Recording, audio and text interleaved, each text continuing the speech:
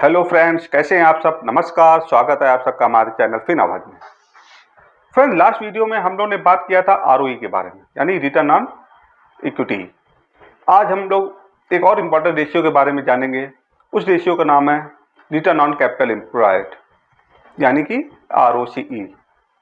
आज हम लोग जानेंगे रिटर्न ऑन कैपिटल एम्प्लॉयड क्यों हमें यूज करना चाहिए, क्यों ये सबसे ज़्यादा इम्पोर्टेंट है, और हमें कोई भी शेयर लेने से पहले आरओसीई को कुछ चेक करना चाहिए। पहले हम जानेंगे आरओसीई होता क्या है। ये रिटर्न ऑन कैपिटल एम्प्लॉयड में जो कैपिटल एम्प्लॉयड है उसका क्या मतलब हुआ, ध्यान से सुनिएगा आप लोग। ये जो कैपिटल एम्प्लॉयड का मतलब हुआ कि हम जब कभी कोई बिजनेस स्टार्ट करते हैं तो हमें पैसों की ज़रूरत होती है। वो चाहे पैसे आपके खुद के हों या किसी रिलेटिव या फ्रेंड से लिया गया हो या फिर कोई बैंक से या फाइनेंशियल इंस्टीट्यूशन से लिया गया हो।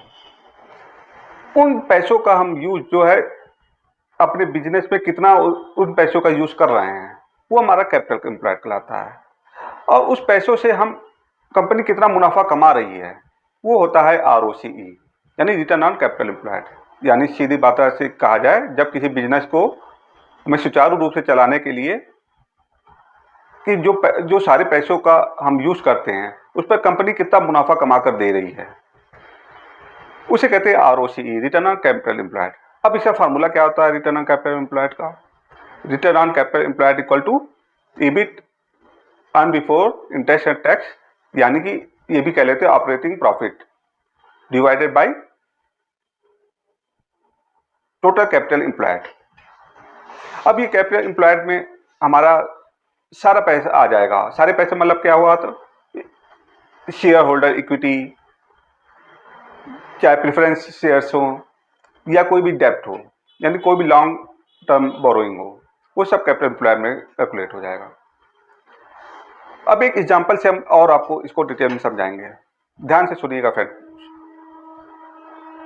एक कंपनी किसी ने स्टार्ट किया, उसको कंपनी स्टार्ट करने के लिए 100 रुपए की जरूरत थी, लेकिन उसके पास 35 रुपीज है। तो उसने अपने इधर से रिलेटिव से बात किया, फ्रेंड से बात किया, रिलेटिव से उसको 25 रुपीज और मिल गए। और फिर उसको और पैसों की जरूरत थी, 100 रुपए उसके पास तो वो पूरे नहीं हो रहे थे।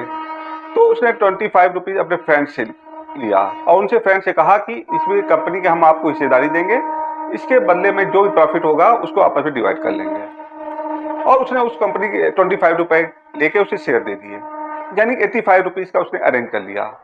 अब 15 रुपए उसको और चाहिए, तब वो बैंक गया, उसे कुछ इंटरेस्ट पे उसने 50 रुपए भी अरेंज कर लिए, यानी उसके पास टोटल 100 रुपए हो गए। यानी जो उसके पास खुद के जो पैसे थे और फ्रेंड्स रिलेटिव से जो पैसा लिया वो हमारा हो गया इक्विटी हो गया। और जो हमारा जो लॉन्ग टर्म बोरोइंग था, अगर उसको जोड़ दिया जाए तो दोनों मिला के हो गया हमारा टोटल कैपिटल एम्प्लॉयड। अब ऑनर के पास 100 रुपए हो गए। अब बिजनेस उसने स्टार्ट कर दिया। अब बिजनेस उसका सुचारू रूप से चलने लगा। कुछ महीनों बाद जो उसने 100 रुपए लगाया था उसका इनकम डबल हो गया, यानी 200 रुपए हो गया। तो उसका प्रॉफिट 100 रुपए, मानो प्रॉफिट से 100 रुपए हुआ, तो उसका आरओसीई निकल के आएगा 100%। फिर कुछ महीने बाद उसका बिजनेस और बढ़िया चल पड़ा और वो उसका जो अर्निंग था वो निकल के हो गया 300 रुपए, यानी उसका प्रॉफिट हुआ 200 रुपए का। तो आरओसीई निकल के आएगा 200%। फ्रेंड्स, आरओसीई में एक मेन जो कंपेयर करने पे एक मेन खामी आरओई में था, आरओई में डेब्ट को इंक्लूड नहीं किया जाता था।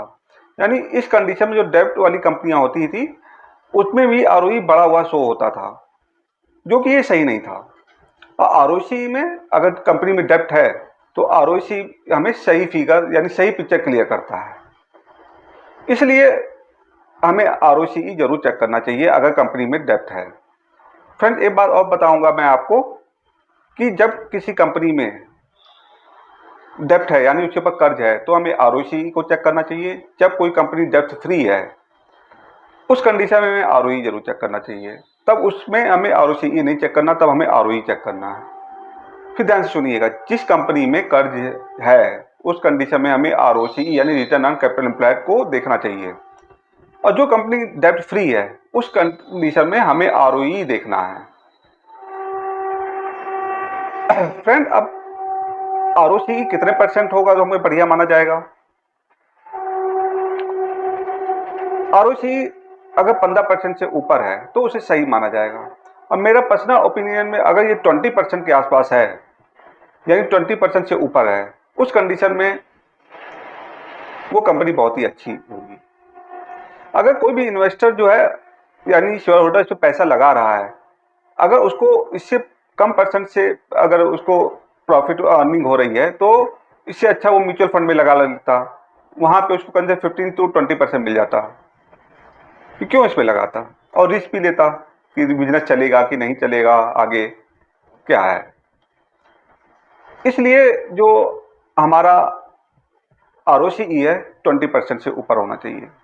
दूसरा, जो हम इंटरेस्ट लिए हुए हैं, अगर वो मान लो सपोज हमें आरओसी बहुत कम है, 6% 7% आरओसी निकल के आए, आप कंपनी ने कर्ज लिया है, सपोज ये जो 10% या 12% के अप्रॉक्सीमेटली उसने कर्ज लिया है, तो उसको तो कंपनी को अपने ओन फंड से पैसा देना पड़ेगा, यानी अपने रिजर्व सरप्लस से उसको पैसा देना पड़ेगा, यानी उस कर्ज को चुकाना पड़ेगा, जिससे कंपनी धीमे धीमे घाटे पे चली जाएगी, उसको प्रॉफिट नहीं होगा, इन्वेस्टर को लॉस होगा। इसीलिए आरओसी हमेशा 50% से हमारा ऊपर होना चाहिए। अब एक एग्जांपल से इस कैलकुलेशन को आपको समझाऊंगा कैसे आरओसी निकाला जाता है। एक XY कंपनी है, XY कंपनी का टोटल इक्विटी है 5 करोड़ रुपीज और उसका long term borrowing 50 crore rupees है, रिजर्व सरप्लस में उसके 50 करोड़ रुपए पड़े हुए हैं, earn before interest tax 20 crore rupees है। अब इसका आरओसी का फार्मूला हुआ आरओसी इक्वल टू ईबिट, या उसको ऑपरेटिंग प्रॉफिट समझ लीजिए, डिवाइडेड बाय कैपिटल एम्प्लॉयड। अब जो कैपिटल एम्प्लॉयड में हमारा जो इक्विटी है, लॉन्ग टर्म बोरोइंग है और जो रिजर्व सरप्लस है, वो सब ऐड होगा, यानी 5 + 50 + 50, यानी 105 करोड़ रुपीज हो गया। ईबिट है हमारा 20 करोड़ रुपीज, 20 डिवाइडेड बाई 105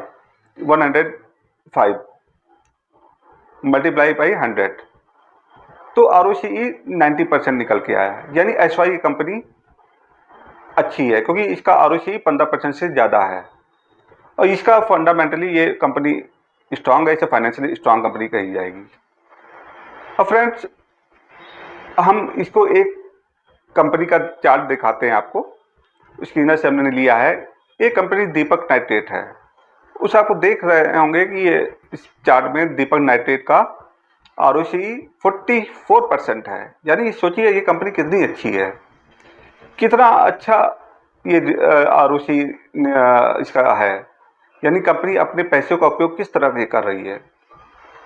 ये बहुत ही फंडामेंटली स्ट्रांग कंपनी है। अब आप लोग जान गए होंगे आरओसी ये निकालना, ये आरओसी होता क्या है। फ्रेंड, ये आरओसी हमें हमेशा चेक करना चाहिए जिस कंपनी में कर्ज लिया हुआ है।